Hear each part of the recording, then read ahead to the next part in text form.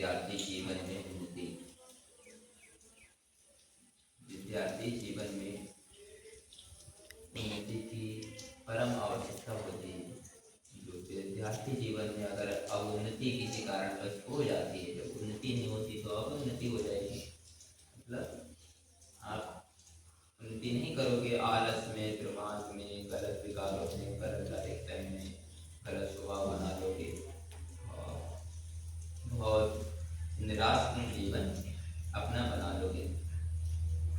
उन्नति करते हैं उनके लिए किन चीज़ों की आवश्यकता है? जीवन एक वृक्ष के समान भी होता है। एक वृक्ष होता है, वृक्ष समझते हो? वृक्ष पेड़, पेड़ को वृक्ष कहते हैं संस्कृत में। एक वृक्ष की जितनी मजबूत जड़ होती है वो उतना ही मजबूत पेड़ होगा। पर वृक्ष का जो जीवन है वो वृक्ष की जड़ के ऊपर निर्धारित होता है।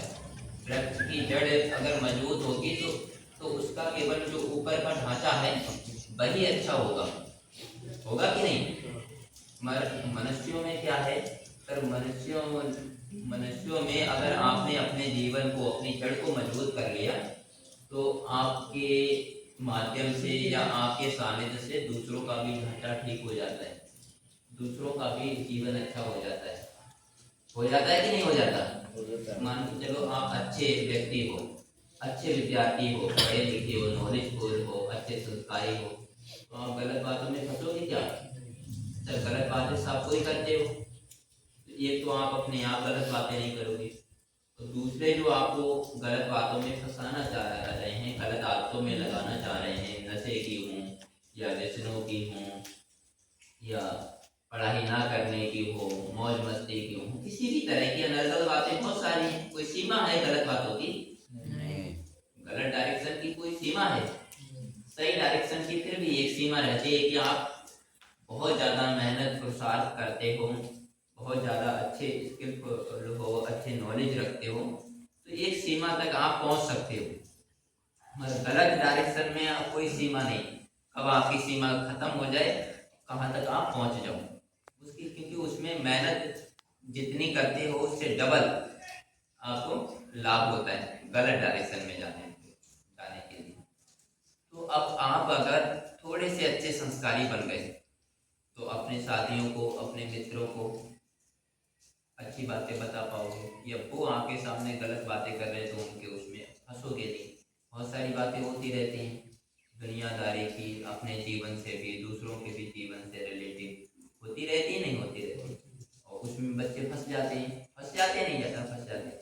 आप देखोगे अभी आप में से अभी सब 10th क्लास में मान के चलो हो, अब अगले आप जब 11-12 करोगे, अगर अभी 50 बच्चे 10th क्लास में हैं और अगले 2 साल के बाद में उनमें से 30-40 ही बच्चे रह जाएंगे। अगले जब BA MA जो करने वाले होते हैं वही 50 बच्चों में से 10-20 बच्चे रह जाते हैं। अब वो BA MA करके PhD तक पढ़ाई करने के बाद में कोई नौकरी तक जो पहुंचते हैं उसमें से गिनती के 2-4 बच्चे रह जाते हैं। बच्चे कहाँ फंस गए? क्या उनके अंदर शक्ति सामर्थ्य नहीं था क्या? साहस नहीं था क्या? मेहनत पुरुषार्थ नहीं था क्या? मेरे को ऐसी थोड़े थोड़े व्यसनों में, थोड़ी थोड़ी इच्छाओं को पूरा करने में दूसरों की बातें उनको समझ में आ जाती हैं, या अपनी फीलिंग को ज़्यादा समय तक रोक नहीं पाते हैं और वो व्यसनों में गलत डायरेक्शन में चले जाते हैं।